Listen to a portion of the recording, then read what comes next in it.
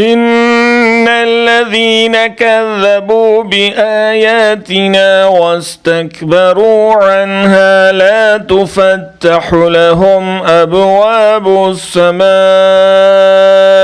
ولا يدخلون الجنة حتى يلج الجمل في سم الخياط وَكَذَلِكَ نَجْزِي الْمُجْرِمِينَ.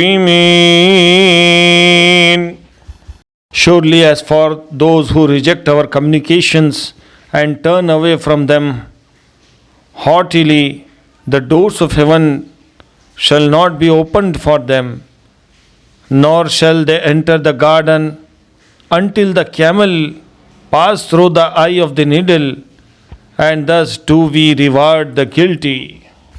لهم من جهنم مهاد ومن فوقهم غواش وكذلك نجزي الظالمين.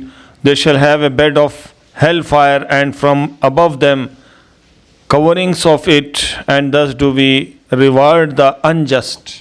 बेशक वो लोग जिन्होंने झुटलाया हमारी आयत को और सरकशी इख्तियार की, उनके मुकाबले में न खोले जाएंगे उनके लिए दरवाज़े आसमान के, और न दाखिल होंगे वो जन्नत में जब तक कि न गुज़र जाए ऊँट सुई के नाके में से, और ऐसा ही हम बदला दिया करते हैं मुजरिमों को।